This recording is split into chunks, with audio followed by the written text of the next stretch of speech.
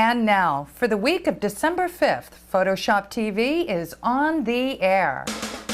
Welcome to Photoshop TV from the National Association of Photoshop Professionals.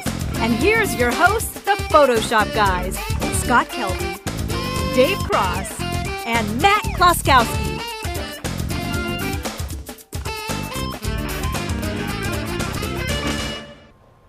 Welcome to another salacious episode of Photoshop TV, produced by the National Association of Photoshop Professionals, the NAPP. Hey, we actually have sponsors once again. They've held in week after week after week. The sponsors for this week's show. They had a month contract. They had a month contract today. They said, okay, we'll do one more month. The sponsors for this week's show are Wacom, makers of the incredible 6x11 widescreen graphics tablet. If you don't have a Wacom tablet and you're using Photoshop, something is wrong with you. Also, iStockPhoto.com, the fastest growing royalty-free collection in the world. And Digital Lifestyle Outfitters, makers of the home dock for the iPod and the iPod Nano. It lets you connect your iPod directly to your television, and you can watch video and you can watch pictures and you can listen to music, all from their amazing new device. The device is so amazing it may be the most important device created in the 21st century. It could be. Anyway, welcome aboard.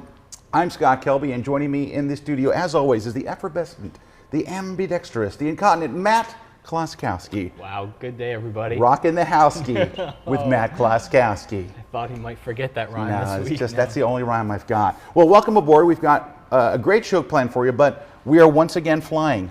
The missing man. The Photoshop guys are incomplete because our buddy Dave Cross is on the road teaching Photoshop. Occasionally he does stop in, has a cup of coffee. Sings the Canadian anthem. Sings the Canadian national anthem, things like that. Where's Dave this week? Dave Cross is teaching the Photoshop CS2 Power Tour, so he's on the road. On the road.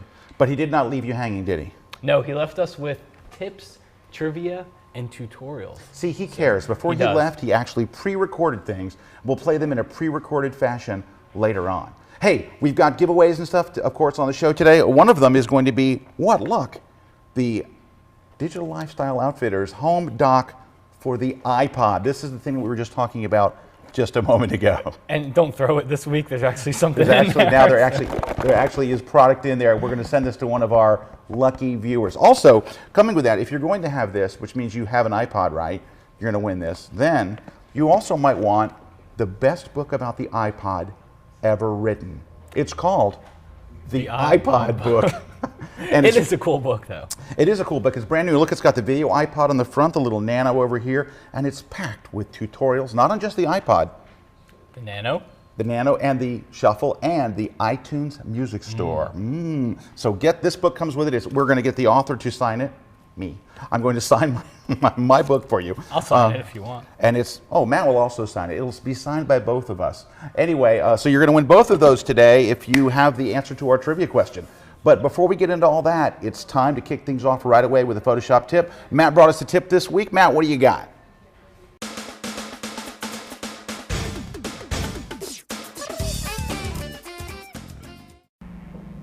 All right, Scott, I do have a tip, but before I get to that, did you just call me incontinent when you introduced me before? Oh, did I say incontinent? I meant incomparable. Doggone it, I meant incomparable. I didn't pick that one up right away, but as I listened to it. All right, well, thank you for that nice comment.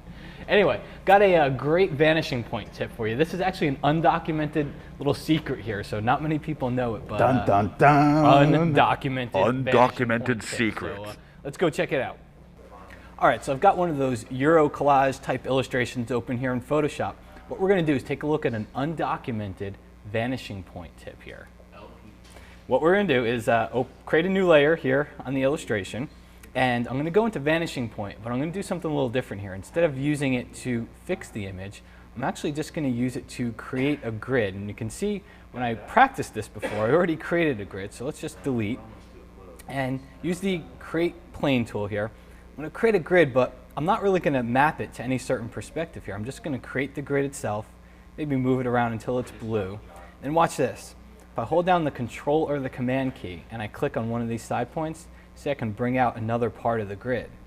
And then I'll do it again down on this bottom side point. I'll bring a part of that grid all the way across the image, and I can even make it larger if I want. So you can create a lot of different grid styles right here in Vanishing Point. That's not the tip though. The tip. That's not the tip? That is not the tip. The tip is to hold down the Alt or the Option key. If you remember, we created a separate layer before. Hold down the Alt or the Option key, click on OK. That puts the grid onto that separate layer for you. So you now have the grid you used in Vanishing Point. Now I used it for an illustration purpose here, just to add something to this Euro style illustration here. You can change the blend modes maybe to overlay, just to kind of give it a different feel, or just erase it totally. But the other thing is let's say you're really working with Vanishing Point and you want to use that grid outside to kind of still map things to it. That's a good way to do it. Use your grid outside of Vanishing Point. So that's my tip. All right, thank you, Matt, for that tip. That tip's actually cooler than it even seems, because although there are other ways you could do that in Photoshop, that's the way where the perspective doesn't, get soft. Like if you use free transform, sometimes you'll lose quality. Yeah. His way, you get perfect perspective and perfect quality every time. Every time. Another Matt Kloskowski rocking the housey tip. Hey, a couple of things. Well, we've got coming up next on the show. Oh, hey, before we go any further, you know how you hear people walking and talking in the background? It's because we're coming to you live from the headquarters of the National Association of Photoshop Professionals. We're actually in the graphics department where they create Photoshop user graphics. They create graphics in this department. So people are walking around, they're working, and they're just kind of letting us be in the middle of all this. Hey, here's what's coming up next on the show, because we have exciting things. First, we have Dave Cross's trivia contest. Even though Dave's not here, his contest lives on. But hopefully he'll be back here in a couple of weeks. Also, we've got a Q&A. We're going to answer someone's question from our blog. Now, if you haven't been to photoshoptv.com, you have to go there for a number of reasons. Number one is we answer your questions now. And if we choose to answer your question on the air, you could win the fabulous, highly coveted Adobe Photoshop TV t-shirt. It's another way to win. Highly coveted. Highly coveted, fabulous t-shirt right here. You like to throw things, don't you? Yes, you throw I do. That's why we'll never give away knives on this TV show. Yeah, you won't see a set of steak knives because we'd lose our producer. Ginsu. Yep, Tammy Fry would be on the ground. All right, let's see what else. We've got the Q&As, so send us your Q&As. If you have questions about Photoshop, we can answer them. Also, we've got, of course, the contest. We're going to be giving away some goodies. And we'll be doing a tutorial, Matt's going to be doing a tutorial later on how to use a Wacom tablet and the wireless pen. Now, we're taking that right off the blog. Somebody wrote it and they said, hey, we want to see a tutorial. And as it happens, Wacom just happens to be one of the sponsors of the show. So we said, why not? Yes, let's do a tutorial on the Wacom Pen and Tablet. So that's right from our viewers online. So make sure you visit photoshoptv.com.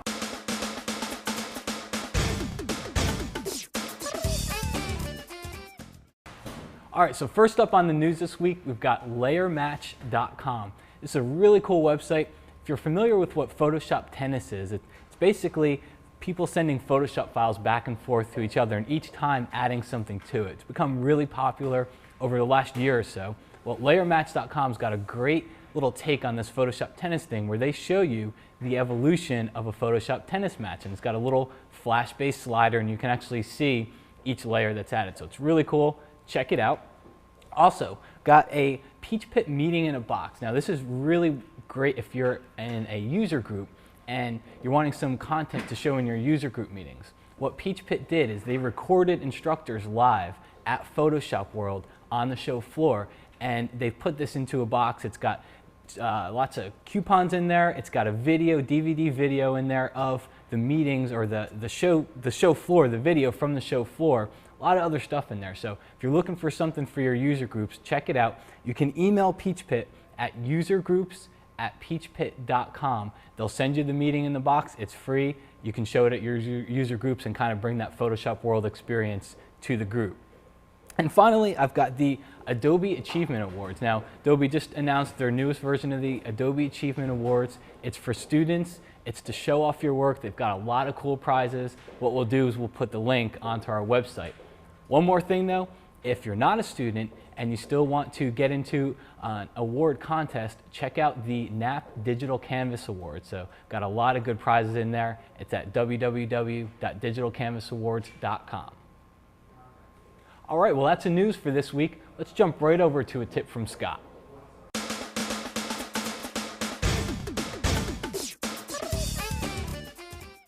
Well, thank you, Matt. I actually brought not just one, but 2 tips. The first one is kind of a little takeoff on last week's. Last week I did a tutorial based on the question somebody sent in about the pen tool. So I'm going to do a little pen tool trick first, a little shadow effect first, then I got another little, just a quick tip. All right, first tip, we'll start with the pen thing.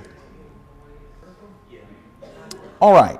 We're going to start off by getting the pen tool over here in the tool palette, and then you need to go right up top here and actually choose this third little icon. I'm going to zoom in, so what you create there are paths instead of a shape layer or anything like that. And what we're going to do... That's the second icon, Scott. It is the second icon. Thank you, man. If you're counting. Yes, if you're counting. For those of you counting at home, it's the second icon. Thank you. Okay, no, that's wonderful. Okay, I'm going to draw a drop shadow under here. If you're doing a product shot, I'm going to draw a drop shadow. So let's add another layer beneath. You just hold the Command key or on PC the Control key, and you can create a new layer beneath your current layer by just clicking. And I just clicked, and we have to wait a while, of course. There we go. Nice, nice. Okay. And we're going to draw our path. What I'm doing, look at the angle, look at the side of this thing. Watch, I'm just going to draw a little path. I'm just going to click once and click twice at kind of the same angle, okay?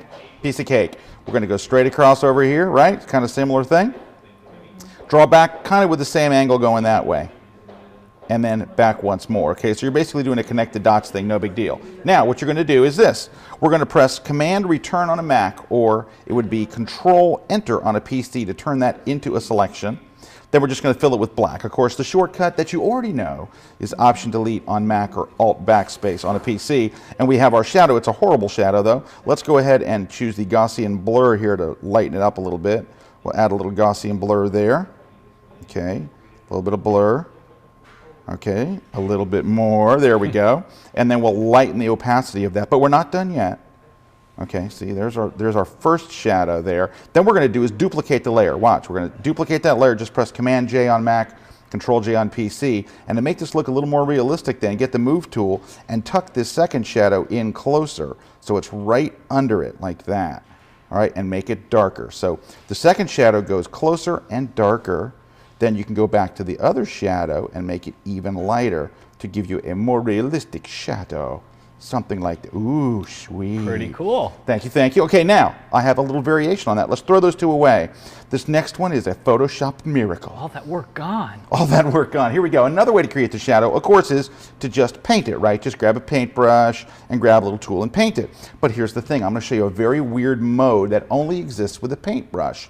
And it's called, right up here, Mode, Paint Behind. Let's zoom in and see that. Yes, look at that.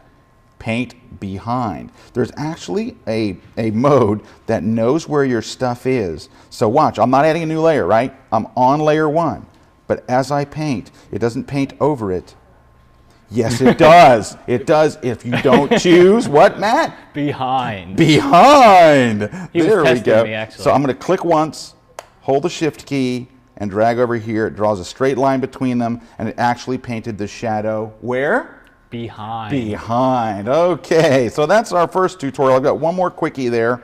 The other one is this. Okay, let's say that I wanted to make this image lighter. You probably already know you could duplicate the layer, right?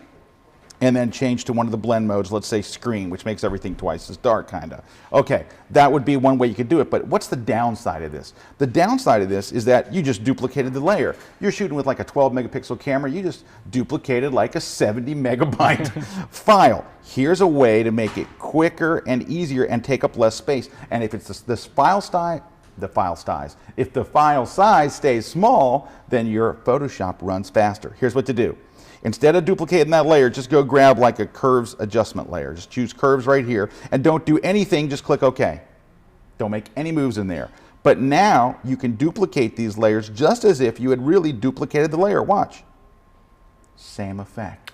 Ooh. So what you basically have here is a faster version of Photoshop, and you haven't duplicated the layer, you haven't made your file size that much bigger, just a little bit bigger, and you can still do awful things to your photo like that. I like linear burn a lot. Linear blurring's great. You like that? Try Pen Light. It's just fabulous. There we go. All right, so there's just a couple of quick tips for you. So there you have it, a couple little quick tips, and now it's time for the pre-recorded Dave Cross, though. Even though he couldn't be here, you can tell he still cares.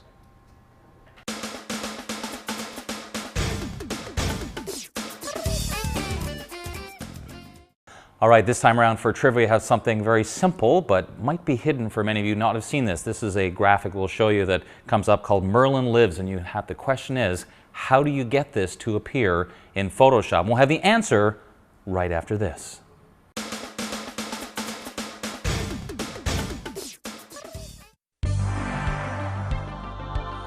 Are you a creative professional? If you are, you can't afford to miss a single issue of Layers magazine, the how-to magazine for everything Adobe. Layers gives you amazing tutorials, tips, and tricks that help you master Photoshop, InDesign, Flash, and the entire creative suite. We also give you enough creative inspiration to turn your next project into a masterpiece. Available on newsstands nationwide, and visit us online at layersmagazine.com. Save over 50% off the cover price when you subscribe online. Hi, I'm Bert Monroy, and you're watching Photoshop TV. All right, the trivia question was, how do you get this Merlin Lives little dialog box to appear? And some of you might think you know the answer, but it's actually kind of a tricky answer. In the Layers palette, or the Channels palette, or the Paths palette, if you go to the pop-up menu, there's a thing that says Palette Options. If you hold down the Option key on the Mac or Alt for Windows, when you choose Palette Options, this totally useless dialog box appears. So you can go and do this on someone's machine. They'll have no idea why. So there you go, this week's trivia. Back to you guys. All right, thank you, Dave, for that carefully pre-recorded, canned. No, I'm just kidding. Thank you, Dave, for taking the time to share your knowledge with our viewers. And I'm going to try to follow in your footsteps and do the same thing with another tip. I brought a little quick tip for you, and it's not just a tip, it's a tip and a challenge. Here we go. All right, we're going to start off with a photo here in the middle of the image. Hey, Scott, that's a cool photo. This photo? Yeah, where'd you get that one from? Why, man, I'm glad you asked. Did it come from iStockPhoto.com? well, yes, it did. Thank you for asking. Okay. Now we've got the fastest growing stock, royalty-free stock photography in the world. Okay, sorry. Back to our tip. We've got this image of the little girl. She's on a layer here, and we have snap turned on. You know all the snap stuff, the snap to guide, snap to ruler, snap to snap to snap to. Watch how she snaps. You get close, and it just boom, snaps over there. Okay, there's a lot of snappy stuff in Photoshop. Here's the trick on how to get around the snap. Hold the Control key on Mac, and if you drag now, you have to drag first. Drag first, hold Control, and look, no snap. You can go right by it. So it's the way to avoid snap. So hold Control, move it first, hold Control, then do it. There we go. I like to do it twice. There we go. So move it first, hold Control, and you can get right by it. Now here comes the challenge. Okay, now here comes the challenge part of this. You notice I only gave the Macintosh keyboard shortcut, but not the Windows keyboard shortcut. That's because, try as hard as we could, Matt and I could not figure out how to do the same thing on the Windows version of Photoshop. So that's why they call us the Photoshop guys instead of the Photoshop geniuses, because we can't figure out everything, and that's when we were kind of stuck on. We tried all the different keyboard shortcuts. If you can figure out what the Windows keyboard shortcut is to stop or temporarily stop the snap, email it to us, post it on the blog, and if we choose your name, you could win. That's right, apparently we have millions of these, Photoshop TV t-shirt. We'll just throw it. Sorry. Anyway, so send us that, and we'll share it with you next week, who won, and all that kind of stuff. Now we're going to turn things over to Larry Becker, the Executive Director of the National Association of Photoshop Professionals, to tell us what's happening over at NAP. So I'm over in the graphics department next to Margie Rosenstein. Margie? And there are other graphics people as well. Imagine that in a magazine. Also, Nicole and Christine are over this way. Yay! And I'm ready to give you the NAP Minute. And our studio, I've never worked before a studio audience while on TV. This is actually a new experience for me. A couple things that I want to update you on as NAP members. NAP members, stop by the website. You get a special discount just from Peach Pit. Go to the discounts section, and you get 35% off on the Peach Pit discount section. Also, while you're at the website, there are a couple great tutorials. I know there's great stuff on Photoshop TV, but there's stuff just for NAP members. Lisa Snyder has one on favicons or favicons or whatever, you know, those little icons that go in the URL address bar. And she shows you how to make those. And there's also one, I think it's by Daryl Heath, that he goes into how to track your history. So a lot of times you don't record all the time what it is that you're doing as you're doing your individual steps in Photoshop. He kind of covers that. Last thing, and this is really important, this week only, the auction is live. You can actually bid on these great prints from these wonderful artists and photographers, and it's this week only. So go to Photoshop User, and this is not just for members, this is for everybody, photoshopuser.com/auction. That's it for the Nap Minute.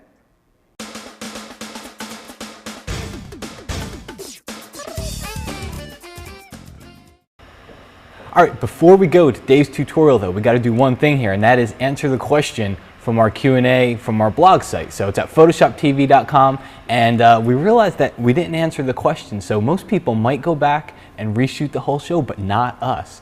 We're just going to add it in the next day. So the question from the blog site at photoshoptv.com was, it's from Johan, and he asked, how do you change the default color in the layer style, the stroke layer style? So it defaults to red. He wants to know how to change it. So the easy answer is you really can't change it. You can't change the default color, but there's a way, a little kind of a workaround that you can do right here in Photoshop. So I'll show you real quick.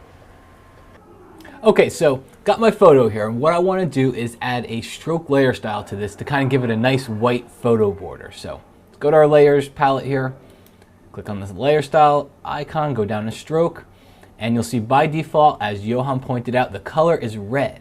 Well, here's the trick. You can't change that default, but you can create a new style for yourself. So click on the color, change it to white. I'm going to go ahead and increase the size here to 13, and then see how it's got a rounded edge? If I change position from outside to inside, it gives me a nice square edge. So that's my nice little photo border effect. Here's the trick. Click on the New Style button. Give yourself a descriptive name here. We'll call it 13 pixel white stroke inside. Click OK. Then click OK again. Now your layer style is added. Let's go to Window, go down to Styles, and take a look. At the very end of the Styles palette here, it added a new preset for you. So let's delete this layer style from the layer.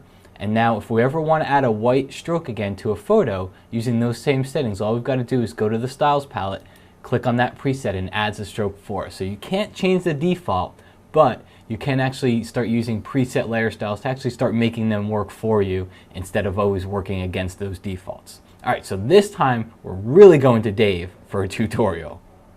I did make sure I could leave a tutorial for you, and it involves the use of this wonderful thing called Quick Mask. So let's take a look at some of the ways we can take advantage of it, shall we?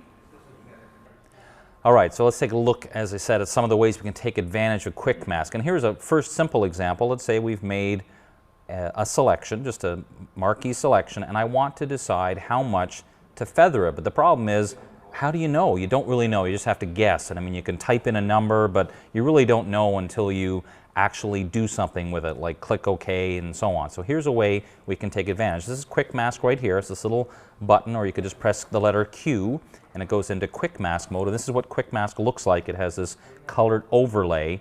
So now we can see our selection. The red is the part that's not selected. The other part is our selection. So now if I go to the Gaussian blur filter, basically what this now lets me do is I can, in effect, preview my feathering, because the blur amount is absolutely identical to feathering. So, but the difference is, of course, now, as you see, I can preview it. So as I try different amounts, I can actually see the result. So I can decide whether I want to do the equivalent of a feather of 28 or a 65 or whatever I like. Now when I click OK, I end up with a very feathered looking thing. I press Q again to get out of Quick Mask.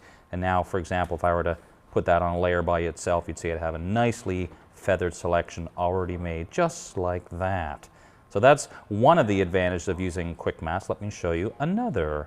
And it's kind of the other way around. Let's pretend we've made a selection and you realize, oops, I had feathering on it. I didn't really want there to be feathering on it. So by using some of our commands in here, for example, like threshold in Quick Mask, look what it lets me do. Basically lets me remove the feathering just by going to threshold, and as I play with these sliders, I can actually change the size of my selection. So that's another possibility. How about that? Now let's try one more thing. Go out of Quick Mask and deselect. I'm going to make a little rectangular selection. Go into Quick Mask, and let's say that I want to make several of these selections the same size equally distance apart. So I'm going to actually select in Quick Mask, hold down the Option or Alt key, and do Free Transform. Now I'm going to, as I drag down, hold down Option or Alt once again, and drag down, see it's making a copy. I hit Enter, deselect, and then if I press Command Option Shift or Control Alt Shift T, it will repeat that transformation. Now, because the order was a little mixed up, it didn't exactly work the way I wanted, but you get the idea. Let me do this part again so to show you actually working this time. So we're going to do Option or Alt and then Free Transform. Hold down the Option or Alt key and move it. Hit Return, and then I shouldn't have deselected. That's why it didn't work the first time. There we go. And now when I go back out of Quick Mask, I have a multi-selection done very easily. So there you go, just a few little advantages of working with Quick Mask. Back to you guys. Well, thank you, Dave, for that tip. And now it's time to see who won last week's trivia contest. Yes. Matt? Last week's trivia contest. First, let's go over the question really quick once again. It was, what filter do you use to turn this image into this image? And the follow-up question was, why would you want Yes. to turn that Yes, image? No, I'm just kidding. Nobody answered that Right, question. of course. So anyway, so the answer to that question is the polar coordinates filter. The polar coordinates filter, of See? course, of course. It makes so much sense Yes. now. So anyway, Who won? That's the answer to the question. The winner is Michael Haynes from Bloomfield Hills, Michigan. So congratulations, Bloomfield Michael. Hills. Congratulations. And is it time won. for... Oh, he did. He this won is the what he won. Spider 2 Pro Professional Color Calibration System right here from our friends at Color Vision. So go check them out at colorvision.com. Okay, so this week's question. This week's question. What is this week? Okay. I'm going to just throw that. Don't throw this no. one. That's Michael's. Slide it carefully over that way. Okay, so this week's question. Cannot say it. Sorry. This week's question is, in what version of Photoshop was the channel mixer added? Ooh, in what version of Photoshop was the... Here's a hint, though. It wasn't Photoshop CS2. No, it was So not. there's a little hint. Okay, so we're going to pick one of the people that sends us the right answer at... What's our email address, Matt? Photoshop TV. That's at it. PhotoshopUser.com. Here's a couple of things here. You know what I'm going to say. That's right. Only enter One once. email per person. One email per person. Also, email your question response by December 9th. The reason why I'm saying this is because there are people that watch this after the contest is over and start mailing in questions. So Right, so... we want to save you the trouble from emailing in too late. So before December 9th, and at Photoshop TV at PhotoshopUser.com. And if you are the lucky winner, you'll get the home dock for iPod, courtesy of our friends at Digital Lifestyle Outfitters, esteemed sponsors. And you'll also win... The iPod book. The iPod book. You know, I got to say, honestly, Christmas is coming up, and it's cool to win the book, but you can buy this thing for like $11 on Amazon. And if you're buying somebody an iPod for Christmas, just step it up a notch. Just Step it up, man up, and get Well, the just iPod Take book. it a step up and buy them the iPod book to go with it. It's got a lot of great info on it. So Thank you, Matt, for that totally unsolicited testimonial. All right, what do we got coming up next? I don't know. I have no idea, but something will be coming up next right after a flippy black screen, right? I got a tutorial for me, the Wacom brush tutorial. Yes, it's time for the Wacom brush tutorial.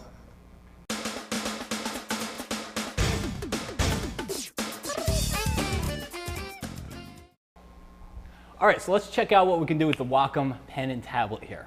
So first of all, I've got a Wacom 4x5 tablet. This one's good for me just because I travel often and I can just throw this into my laptop bag and always have it with me. But they make larger ones too if you've got a desk.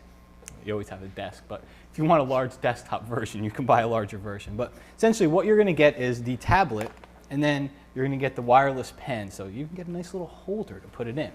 Now what you'll do is the tablet is USB cord here, and what you're gonna do is just take the tablet, and all you gotta do is just plug it right into the USB port in the back of your computer. It's so simple. If it doesn't fit, just push it harder. Yeah, just and remember. eventually it will fit into, there we go. So it fits Nicely into done. Nicely, smooth. Smooth. All right, so you plug the tablet into the USB port in your machine, and you're ready to go. You grab your wireless pen, and let's take a look at what we can do on the screen here. Okay, so now that we're in Photoshop, let's take a look at what we can do with the pen and the tablet and the brush here. Now, I've got the brush tool selected. I've got about a 30 pixel brush, and black is my foreground color. And watch this. I'm going to press down really light with the pen onto the tablet and watch what happens.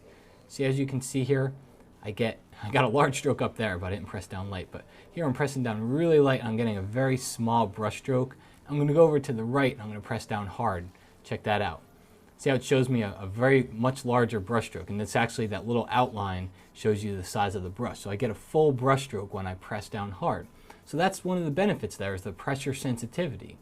Now let's go to the window brushes palette here, and if you take a look under brush tip shape, take a look at the top here, and you see all the different brushes. These are the ones that you'll tend to use for retouching. As you go down, you start to see a lot more artistic brushes and traditional media type of brushes here. And while I'm at it here, see these brushes in the middle? These are actually some artistic brushes. And one of the things I was going to mention, if you want to learn more about brushes, Bert Monroy is a master of illustration in Photoshop and using brushes. He actually created these brushes that Adobe ships with Photoshop. So he's got some great information. He's got a book out there. It's called Commercial Photoshop. If you want to learn a lot more about brushes and how you can do some really cool effects with them, you might want to check it out. But let's just get back to the topic at hand here. And we've got our brush selected, so that's under, let's go to Shape Dynamics here. Take a look at this. You see these drop-down lists? One of the options in there is pen pressure. So that means I can control the size jitter of the brush with the pen. Now you can see angle jitters off, but I could go in here and select pen pressure as well. And there's a lot of different options in here, so you need to experiment with them. But one of the other ones you'll find is under Other Dynamics, and we've got Opacity Jitter. And right now it's set to pen pressure, so watch this one. I'm going to press really light, and you're going to see a semi-opaque stroke drawn here. So it's not fully, doesn't have the full amount of color here. Now if I go to the right and I press down hard, now you can see I get the full black color that I was using here. Or you can do mixtures of both in the same stroke. So these are things you just can't do with a mouse. So that's just a kind of a quick intro to the tool. Let's get this brushes palette out of here. And let's take a look at a way that you might use it in real life. Well, this is an illustration that was done in Illustrator. And it came into Photoshop like this, and it's very flat. Illustrator is just a little bit harder to add those highlights and the shadows to. But in Photoshop, I did this with it. So I went in here and I dodged and I burned and I added all these highlights and shadows. So let's see how you can do that.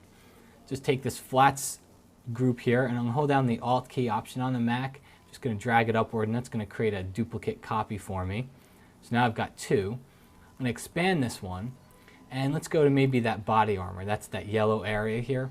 I'm going to go to my burn tool, and notice I've got my brush tool selected here, and I'm just going to start burning in some of the edges and see how it kind of darkens it up, makes it a shadow. And the more I paint, the harder I paint, the more of an effect I get. Or I could come over here and paint really light and not get much of an effect at all. So that's some of the things that you would do with this tool if you're working with some digital artwork here.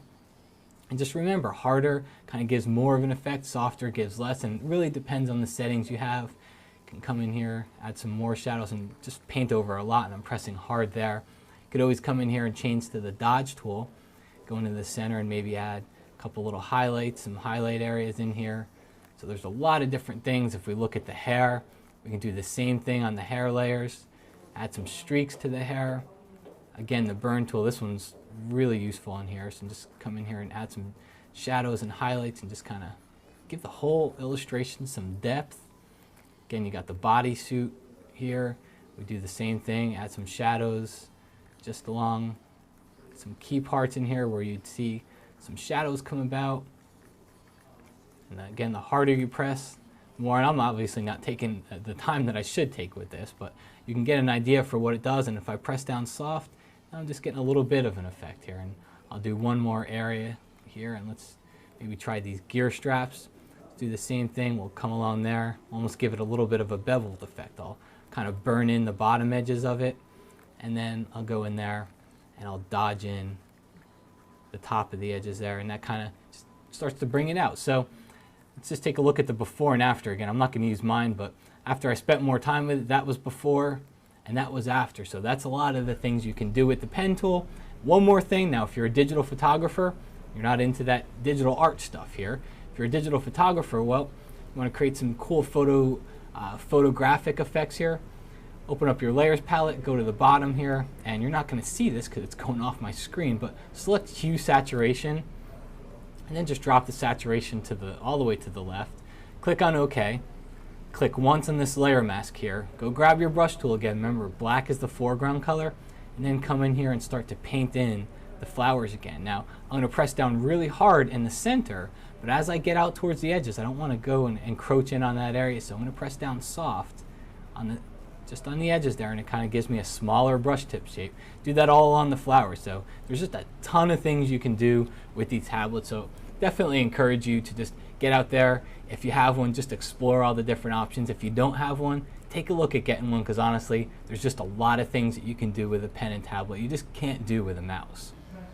All right, thanks, Matt. And by the way, the book he was referring to is right here, Commercial Photoshop by Bert Monroy. It's just a phenomenal book. Bert's an incredible artist, and if you want to learn how to use the Wacom tablet and how to use the incredible brushes that are in Photoshop, including the ones that he already created that are in your copy of Photoshop, make sure you check that out. It's available at Amazon.com, Barnes & Noble, Borders, and wherever fine books are sold. And Scott didn't throw the book. I didn't throw the book. I carefully laid it down because I have so much respect for that book and Bert. Bert just finished his creativity tour, but also out there is Dave Cross. Of course, that's why he wasn't here today. But Dave will be coming back, hopefully in the studio next week. Where is he next with the Power Tour? Where's he at? Dave will be in Atlanta on January 25th of next year. Atlanta. So he's in the studio for the rest of the year. All right. And how about Ben? Where is Ben? Where's Ben? Ben Wilmore is doing the Photoshop for Photographers Tour, and he's in Jacksonville, Florida on December 7th, and he'll be in Houston on January 27th next year. Excellent. Okay, a couple things before we go just real quickly. We have some really great news. We just heard that Photoshop TV in the month of November was downloaded more than 364,000 times. Thank you. So thank you to all of our viewers around the world. We so much appreciate your support, and we also appreciate the support very much of our sponsors, because without them, there would be no Photoshop TV. So special thanks to Wacom, makers of the graphics tablets and the,